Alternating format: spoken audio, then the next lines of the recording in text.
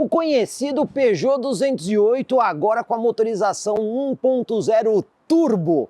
Pessoal, você está acompanhando o canal, viu que a gente já fez um vídeo do lançamento desse carro. Inclusive, na oportunidade, vídeo bem detalhado, entrevistando executivos da Stellantis, falando tudo sobre versões desse carro e até mesmo como foi o projeto dele. Agora é hora da gente falar da parte prática.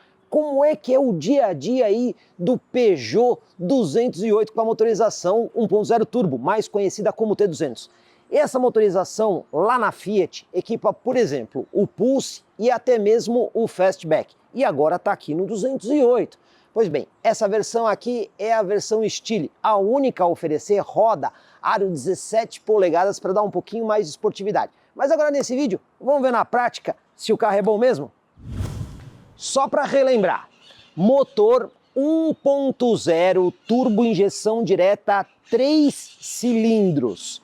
Outra curiosidade, só tem variação nas válvulas de admissão, as de exaustão são fixas. O sistema aqui é um Multi-Air 3 nas válvulas de admissão, que permite um controle bastante preciso das válvulas, né? Tanto no tempo de abertura, como também o quanto que a válvula abre. Esse motor tem potência máxima de 130 cavalos no etanol e torque máximo de 20,4 kgfm, que equivale aí a 200 Nm, que dá nome ao motor T200. Esse motor aqui está associado a uma transmissão CVT continuamente variável que simula 7 marchas. Só uma outra curiosidade importante, né? Esse motor T200 é 1.0 3 cilindros. Você sabe que lá na Jeep e na Fiat também tem um motor 1.3 turbo. Os motores são exatamente iguais. O que muda desse para aquele é que esse tem um cilindro a menos. Lá tendo um cilindro a mais, acaba tendo mais potência e mais torque. Mas a engenharia dos motores, tanto o T200 quanto o T270, é exatamente a mesma. Outra curiosidade, esse é transmissão CVT. Já o T270 está associado a uma transmissão automática de 6 marchas. Essa versão traz aqui um conjunto de iluminação interessante. Bom, vamos lá. Começando aqui pela luz de lanterna, que aí você tem essa assinatura luminosa bem interessante que rasga o para-choque e quando o carro está sendo dirigido vira DRL com maior intensidade. Aí tem aqui o farol baixo, do tipo projetor, e o farol alto. Até mesmo a luz de pisca aqui é em LED. Então ficou bem legal esse conjunto, mas por conta desse desenho diferente aqui da frente, o carro não tem farol auxiliar dianteiro. Também não temos aqui sensores de estacionamento dianteiros e essa versão não traz sistema de assistência à condução, baseado em câmera que fica ali no para-brisa. Esse carro não tem. Quem vai ter vai ser somente a versão topo de linha, a Griffe, esse sistema de assistência à condução. Agora a questão é, os números aqui convencem no 208 Turbo? Os números de consumo estão aí na tela, mas eu vou destacar para vocês na estrada com gasolina 13,6 km por litro e 12 km por litro na cidade, e isso com gasolina porque é o teste que a gente vai fazer aqui com o carro. Vamos ver se os nossos números batem com o Inmetro. Aceleração de 0 a 100 é boa, 9 segundos. Claro, a gente vai testar para ver se é isso mesmo. E a velocidade máxima desse carro, 206 km por hora, o que é muito bom, considerando a categoria de hatch compacto, onde o 208 está inserido. Essa versão Stile do 208 Turbo tem algumas coisas legais e diferentes. Então nós temos uma roda aro 17 polegadas diamantada em 2 tons. Nessa categoria de carro não é muito comum ver essa configuração. Pneu 205 de largura com perfil 45. Tem um perfil relativamente baixo, né? Pode ser problema para buraco. E aro 17 polegadas. Outra coisa que eu quero destacar é esse teto panorâmico aqui de vidro. Ele não abre, mas como vocês estão vendo é um belo diferencial na categoria. E para deixar o carro um pouquinho mais bonitinho, você também tem este detalhe aqui atrás pintado em preto piano, combinando com o espelho lateral, que está na mesma cor, inclusive com o repetidor de seta. A gente vê que o conjunto, pelo menos externo desse carro, acaba encantando bastante os olhos. Aqui atrás, vamos começar pelos equipamentos, porque esse carro tem sensor de estacionamento, são 4 sensores, mas a câmera de ré tem alguns modos diferentes de visão. Vou mostrar quando estiver dirigindo. Aí a gente tem detalhe estético. Isso aqui que une as duas lanternas, é uma pintura em preto piano, deixa o carro mais bonito. Mas olha, iluminação das lanternas aqui, tudo em lâmpada incandescente, né? Se lá na frente é LED, aqui também poderia ser. E aqui é tudo incandescente, né? Luz de lanterna, luz de freio, luz de pisca e luz de ré. Poderia ser um pouco melhor. Um outro detalhe que acaba chamando a atenção, olha só, é a saída de escapamento ali, né? Que ela tem um visual um pouquinho diferente, não é uma saída dupla, e aí você também tem esses detalhezinhos aqui aerodinâmicos aqui no para-choque, só para deixar o visual mais interessante. Mas eu acho que poderia ter equipamentos mais funcionais, como por exemplo, LED aqui no sistema traseiro. Porta-malas, tem botão para destrancar aqui, né? Tem carro que não tem, você tem que destrancar lá dentro. Espaço não é muito grande, né? São 265 litros na medição VDA ou 311 naquela medição de litros líquidos. Como vocês estão vendo, o carro não tem o banco traseiro aqui dividido, né? Naquela proporção 1/3, 2/3. Tem que rebater tudo de uma vez. Ganchinhos aqui no porta-malas, olha, só esse aqui, né? E é bem frágil, você pode ver que é um material bem simples. Poderia ser mais bem acabado e até mesmo ser um ganchinho maior para aguentar mais carga. E desse lado não tem, só tem de um lado. Esse aqui é o macaco do carro, fica jogado aqui em cima. Poderiam ter escolhido um lugar um pouquinho melhor, né? E o step aqui é do tipo temporário, que é aquele pneu mais fininho. Então, em matéria de porta-malas, se o cliente está precisando de espaço, talvez esse carro aqui não seja a melhor solução. Posição aqui do motorista no 208. Vamos começar pelo acabamento de porta, porque grande parte é plástico duro. Aqui, nessa porção e aqui embaixo. Isso aqui é um acabamento um pouco diferente, né? Uma imitação de carbono. Claro, não é carbono, detalhe em preto piano. E aqui onde você apoia o braço, aí sim, você tem couro acolchoado. Simples toque para abertura e fechamento nos 4 vidros e o controle dos espelhos.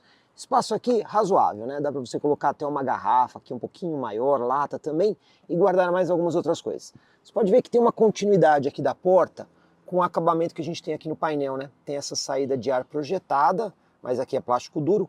Mesmo material da porta a gente tem aqui em parte do painel. E aí ele tem esse desenho aqui todo diferente, né? Tem aqui essas aberturas laterais e o sistema aí do cockpit em 3D, né? Então que tem aquela imagem que a gente já explicou para vocês, usando aqui uma tela aqui na parte superior, uma tela lá atrás e mais essa tela aqui de plástico aqui que reflete a tela superior. Os ajustes que você tem aqui dentro, o banco do motorista, você tem ajuste milimétrico aqui de altura. Você também tem o ajuste manual para frente e para trás, volante. Você tem aqui o ajuste de profundidade e também o ajuste de altura do volante. O detalhe desse carro é que você vê o painel pela parte de cima do volante, porque ele tem um diâmetro aqui um pouco menor. Uma coisa que eu sinto falta aqui é o ajuste de altura do cinto de segurança, é fixo. Tem muita gente também que vai perceber que você senta numa posição mais baixa aqui no 208. Os homens gostam bastante, mas as mulheres acham isso um pouco desconfortável. Tem mais um detalhezinho, né? Se vocês olharem aqui, tem aqui o suporte do pé, né, com esse acabamento aqui em alumínio, mas quando você põe o pé aqui, se você prestar atenção, a perna fica aqui um pouco recuada para trás.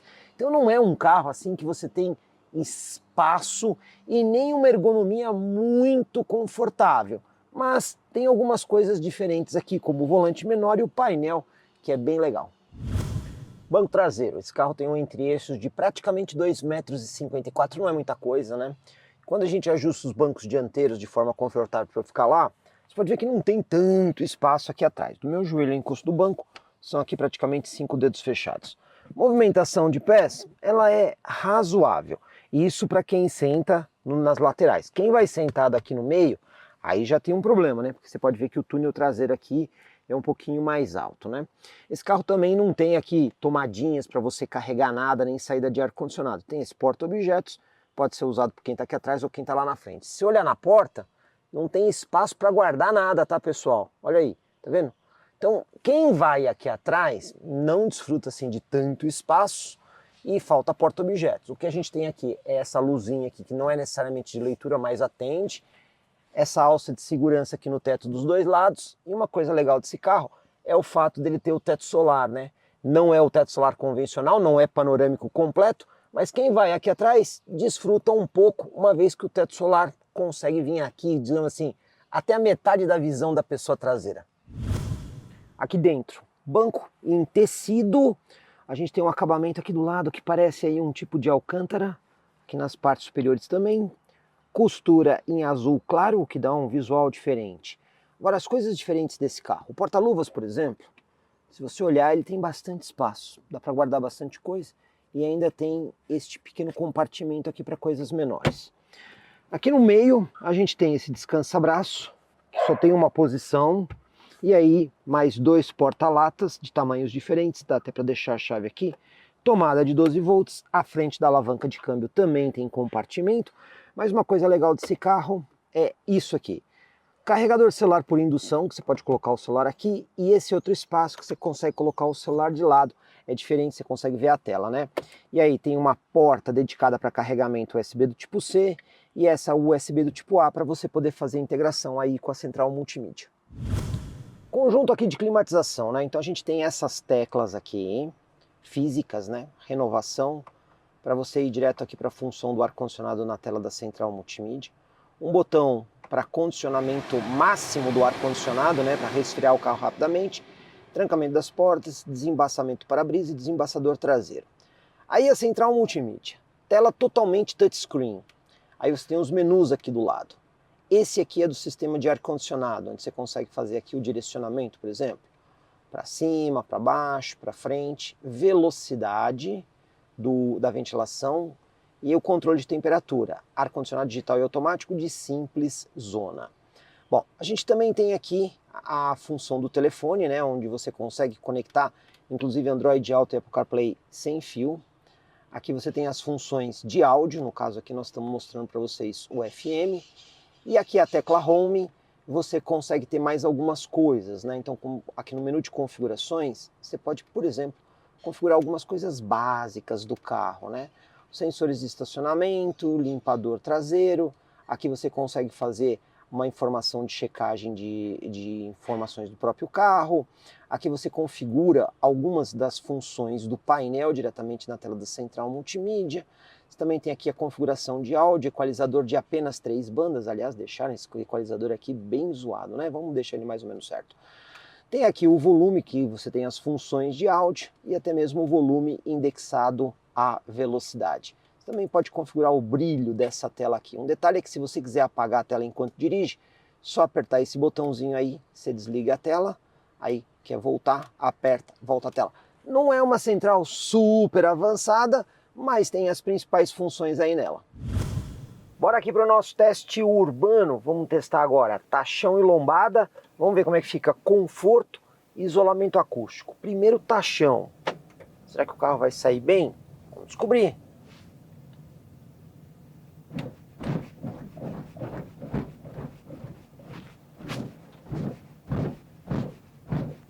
Bom, suspensão é consistente, não é tão confortável assim, e o isolamento acústico é apenas razoável. Particularmente, imagino que poderia ser um pouco melhor, vendo o visual de acabamento que esse carro tem.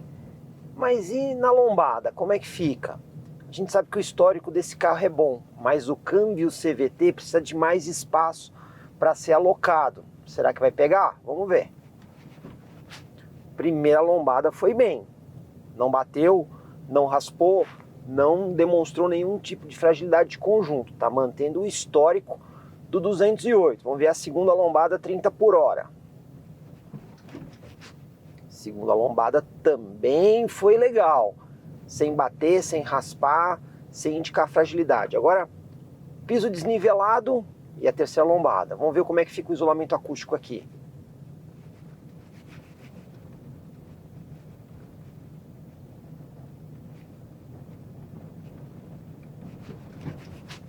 Olha só, tá indo bem, não bateu na terceira lombada, isolamento acústico, como eu disse, é de razoável para bom, que foi um pouquinho melhor, quarta e última lombada 30 por hora. E não bateu e não raspou. Então o carro foi muito bem na prova da lombada, mesmo usando o câmbio CVT, que precisa de mais espaço para ser construído. Isolamento acústico razoável e conforto, eu vou dizer que é até bom. Vamos lá para a nossa manobra de fim de rua. Vamos ver como é que o carro se comporta aqui. Vamos lá. Parando aqui no nosso ponto de referência. Uma volta, quase uma volta e meia de volante. O volante é bastante leve, isso agrada bastante. E, ó, o carro virou bem mais que os 90 graus aqui até encostar o pneu ali na frente. Vamos voltar aqui um pouquinho, desvirando.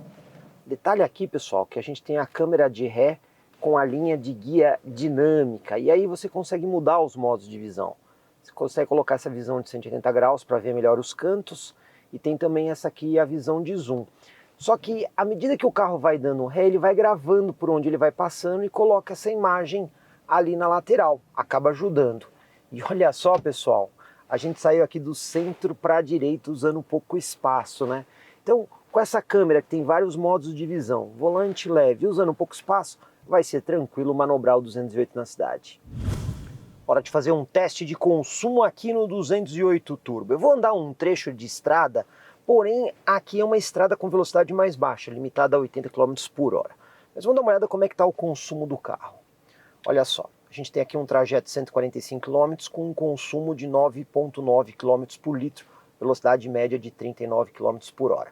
O que eu vou fazer aqui é zerar o trajeto 1, vamos zerar aqui e vamos deixar acumulando aqui o trajeto 2. Vamos ver como é que o carro vai se comportar nesse trecho de estrada. Como a gente sabe, esse carro aqui tem um motor 1.0 turbo com um câmbio continuamente variável que simula marchas.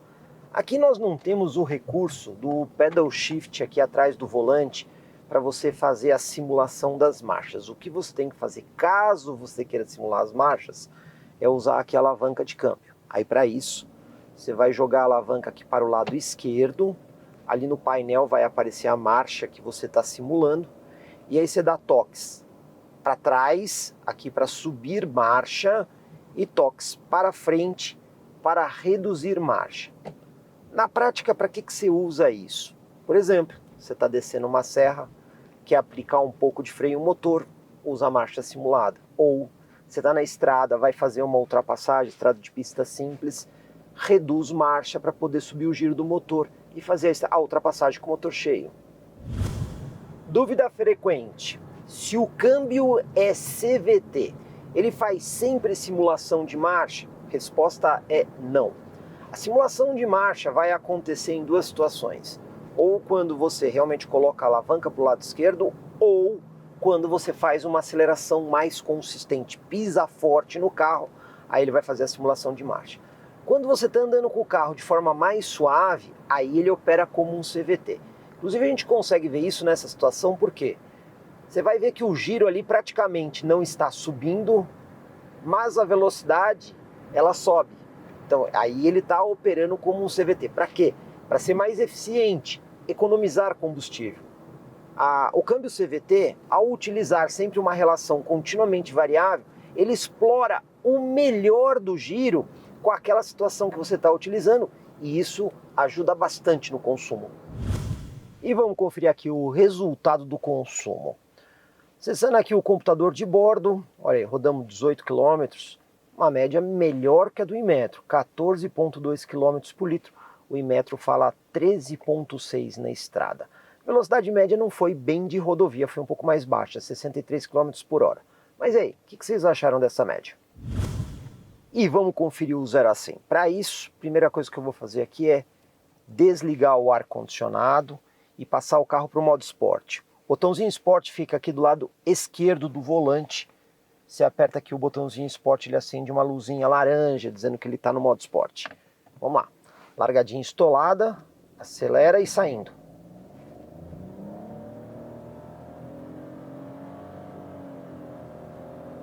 Fez aí a simulação de uma marcha. Mais uma. E o 0 a 100 razoável. 9,94 segundos. Repetindo o 0 a 100, só que agora modo normal e com ar ligado. Será que vai mudar? Vamos ver. Stall, saindo. Aí fez a simulação da marcha. Outra simulação. Chegamos a 100, subiu um pouquinho, 10,37, mas pouca coisa, né? E a retomada, 60 para 120 na subida com o ar-condicionado ligado. Primeiro vamos começar aqui a subir, agora vamos reduzir para 60 e vamos pisar tudo, ó. Primeiro reduzir aqui para 60, pronto, e vamos lá, pisando tudo. Enchendo o motor. 100. 120. E aí, o que vocês acharam? Achei apenas razoável. Agora eu vou fazer um teste de consumo na rodovia, porém aqui a velocidade máxima é de 120 km por hora. Eu vou tentar manter o máximo possível essa velocidade e só de rodovia. Já zerei aqui o computador de bordo, vamos ver o que vai acontecer. Duas coisas que a gente pode usar aqui nesse carro também. Aqui do lado esquerdo do volante, na parte de trás, você tem aqui um bracinho onde você pode ter a função do regulador de velocidade. No caso aqui nós estamos falando do controle de cruzeiro convencional, né? Ele não é adaptativo. Então você pode programar ali 120 km por hora, mas não é esse que eu vou usar. Eu vou usar a função aqui do limitador. E aí eu vou programar a velocidade máxima aqui, ó, de 120 km por hora, tá vendo? Tá programada a velocidade agora, regulador está ativo. Então o que acontece? Você acelera o carro e ele vai só até 120. Mesmo que você acelere um pouco mais, ele não passa de 120. Só vai passar da velocidade programada se você fizer o kickdown. O que é isso? Pisar até o fundo, uma situação que você tem que fazer uma ultrapassagem, alguma coisa assim. Mas de resto, ele mantém a velocidade máxima em 120 e é esse que eu vou usar o circuito todo. Vamos conferir aqui o consumo de rodovia. Bom, depois da gente andar bastante, 51 quilômetros, olha a média, 12,5 quilômetros por litro. A velocidade média subiu. Aqui a gente tem 96 quilômetros por hora, né? Numa rodovia onde a velocidade máxima é de 120. Então a gente percebe que aqui nesse caso, aí o carro ficou abaixo do Inmetro. O que vocês acharam da média no geral?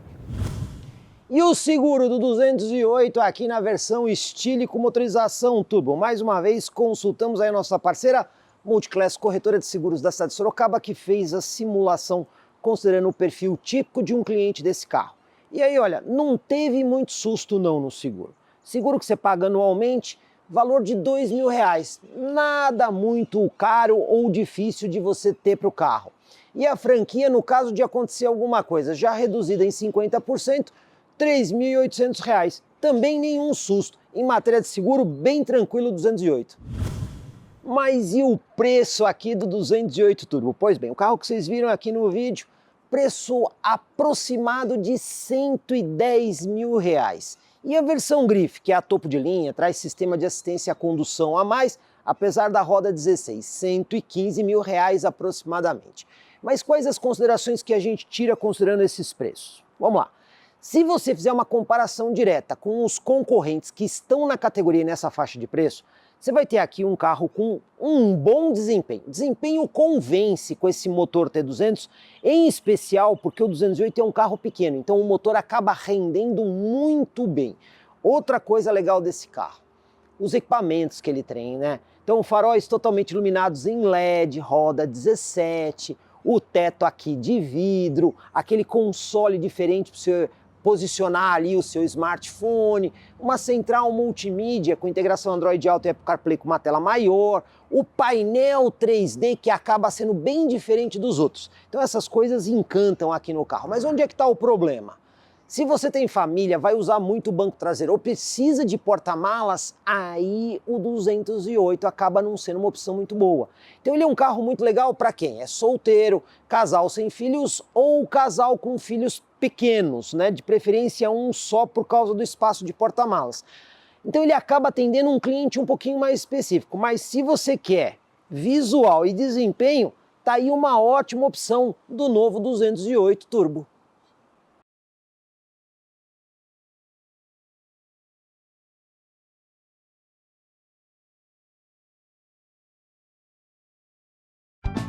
Comprecar é ideal para quem quer vender.